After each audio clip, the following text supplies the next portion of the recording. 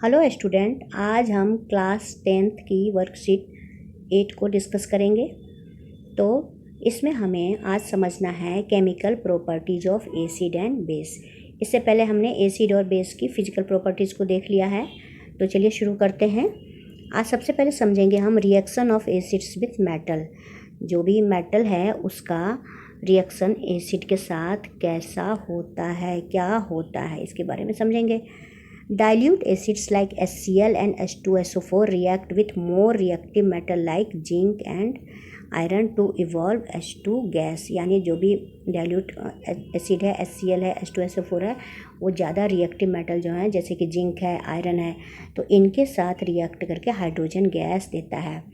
नीचे समझाया गया है मेटल प्लस एसिड, है ना, मेटल और उसके साथ एसिड तो बनेगा, उसका रेस्पेक्टिव साल्ट बनेगा और हाइड्रोजन गैस निकलेगी, है ना। साल्ट मतलब कंपाउंड, है ना। साल्ट मतलब खाने वाला नमक ही नहीं होता, साल्ट का मतलब है कि कंपाउंड बनेगा इसका और हाइड्रोजन गैस निकलेगी। अब रिएक्शन देखते हैं कि जिंक ग्रेन्यूल को जब हम H2SO4 में डालते हैं तो क्या होता है। इसका रिएक्शन है कि Zn यानी जिंक और H2SO4 सल्फ्यूरिक एसिड, तो ये ZnSO4 बनेगा, है ना, जिंक सल्फेट और H2 गैस निकलेगी। अब इसको हम प्रयोग के द्वारा समझते हैं। इसमें देखते हैं कि एक टेस्ट ट्यूब है और टेस्ट ट्यूब में H2SO4 डला हुआ है और नीचे जिंक ग्रेन्यूल डाल दिया गया, जिंक का बुरादा डाल दिया गया है। थोड़ी देर बाद हमें यहाँ पर बबल्स दिखाई देती हैं, है ना। तो ये बबल्स जो हैं ये आपको डिलीवरी ट्यूब है और इसका एक सिरा जो है वो यहाँ टेस्ट ट्यूब के अंदर है, दूसरा जो है वो सोप सॉल्यूशन में है।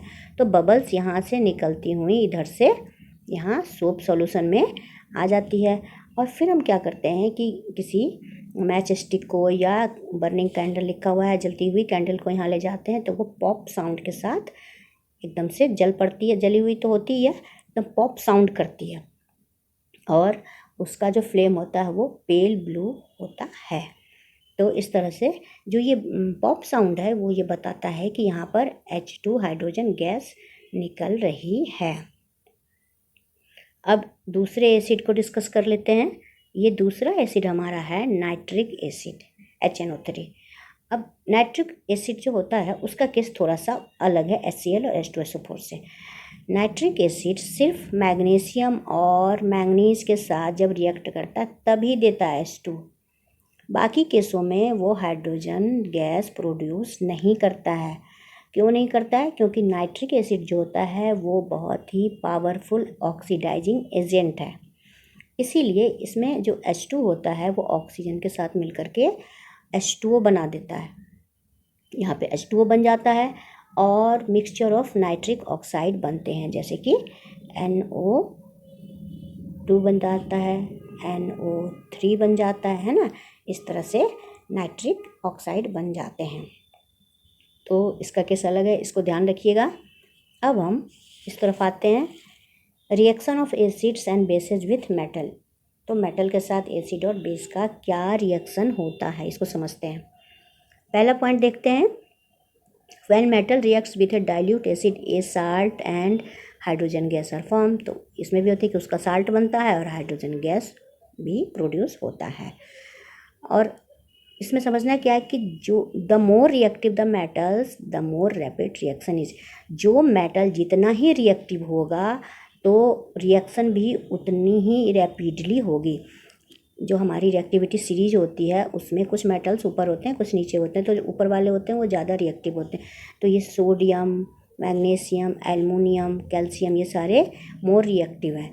तो ये जो हैं एसिड के साथ बहुत ही या बेस के साथ बहुत ही तेज़ी से रिएक्ट करेंगे।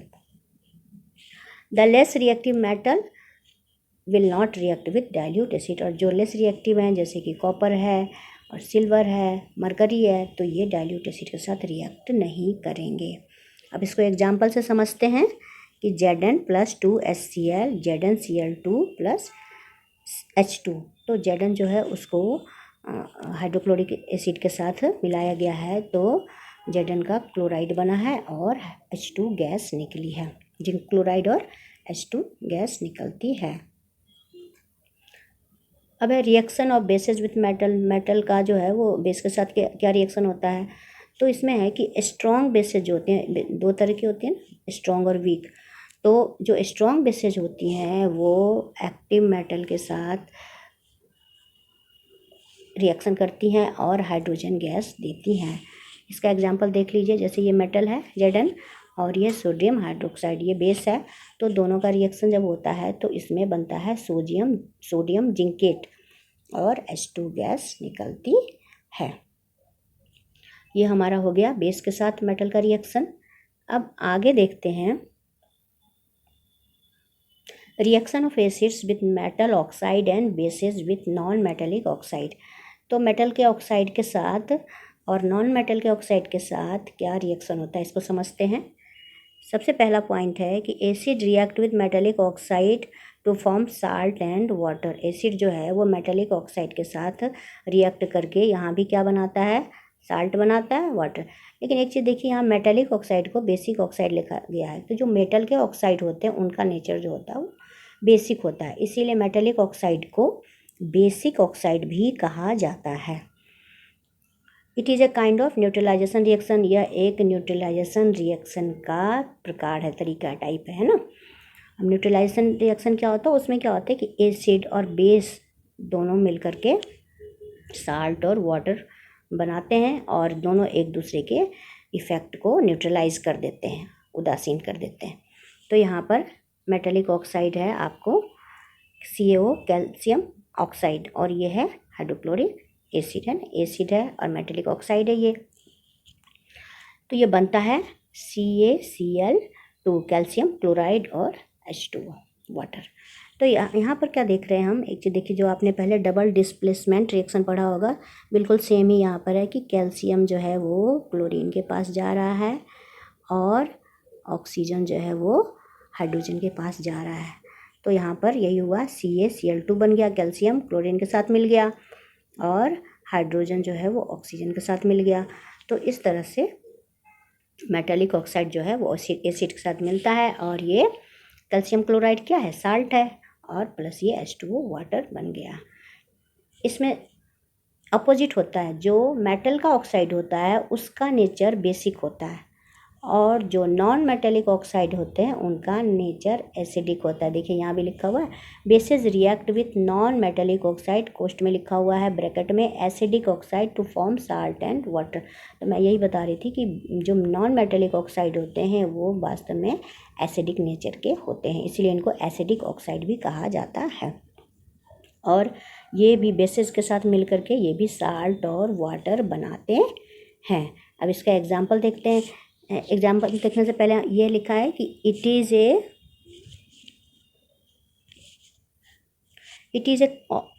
Is also a kind of neutralisation reaction. ये भी दोनों में एक ही बात लिखी हुई है कि दोनों ही न्यूट्रलाइजेशन रिएक्शन के टाइप हैं। तो न्यूट्रलाइजेशन रिएक्शन वही हो गया कि दोनों एक दूसरे को न्यूट्रलाइज कर देते हैं और साल्ट और वाटर बनाते हैं।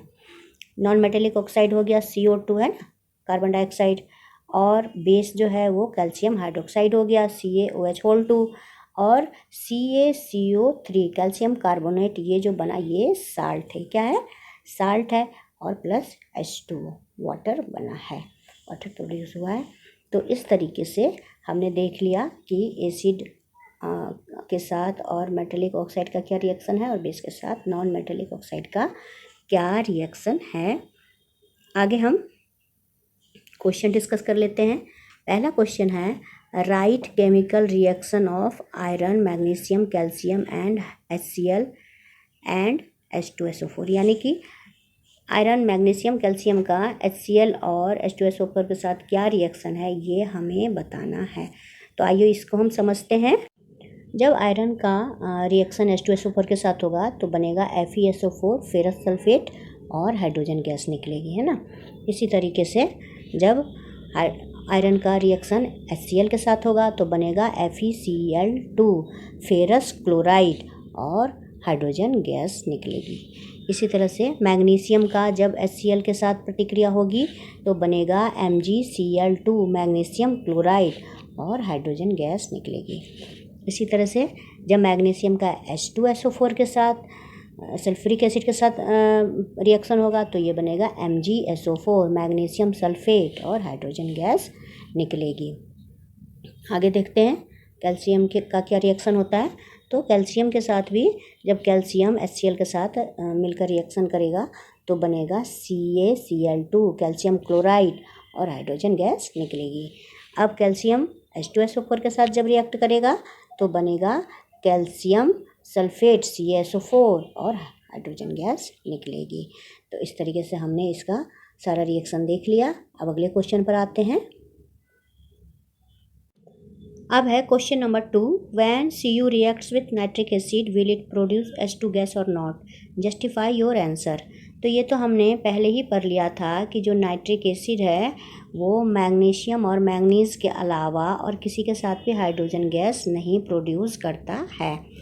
तो हम इसमें ये लिख देंगे कि no hydrogen gas is not produced, instead it gives mixture of oxide of nitrogen gas because nitric acid is a powerful oxidising agent, है ना। अगला क्वेश्चन है, what happens when aluminium reacts with sodium hydroxide, also write its chemical reaction. तो इसका chemical reaction लिखना है कि aluminium जब रिएक्ट करता है सोडियम हाइड्रोक्साइड के साथ, तो इसका हम आंसर लिखेंगे कि when aluminium reacts with sodium hydroxide then sodium aluminate is formed and hydrogen gas is produced. इसमें जो बनता है उसको कहते हैं सोडियम एल्यूमिनेट। इसको हम देख लेते हैं। अब यहाँ पर एल्युमिनियम का रिएक्शन सोडियम हाइड्रोक्साइड के साथ हो रहा है और चूँकि ये एक्वस सॉल्यूशन है इसलिए यहाँ पर H2O भी है, तो ये मिलने के बाद बना रहा है सोडियम एल्यूमिनेट और हाइड्रोजन गैस निकल रही है।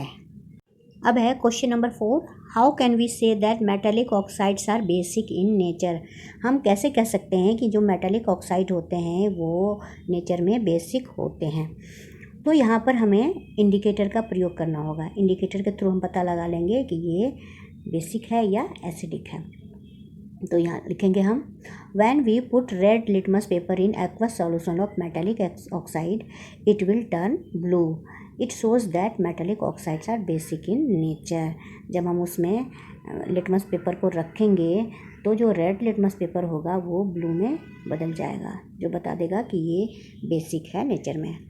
अगला क्वेश्चन देखते हैं, question number 5, did you ever notice why your mother never stores pickles और चटनी इन मेटालिक कंटेनर। आपकी मम्मी जो हैं वो पिकल्स को, अचार को और चटनी को मेटालिक कंटेनर में नहीं रखती हैं, क्यों। ज़्यादातर पिकल्स क्या होता है जो कांच की मर्तबान है उसमें हम रखते हैं, तो कुछ तो कारण होगा।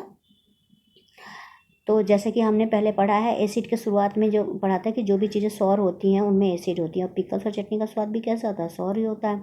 तो हम लिखेंगे pickles and chutneys are sour in taste, they contain acid, these acids react with metal and form some kind of poisonous salt which can be harmful for us। तो जो मेटल के साथ ये एसिड रिएक्ट करेंगी और फिर कुछ पॉइजनस साल्ट बनाएंगी जो कि हमारे लिए हार्मफुल हो सकती हैं। तो इस तरह से ये आपका पूरा ये वर्कशीट फिनिश हुआ और मुझे आशा है कि आपको अच्छी तरह से ये समझ में वर्कशीट आ गई होगी। Thank you.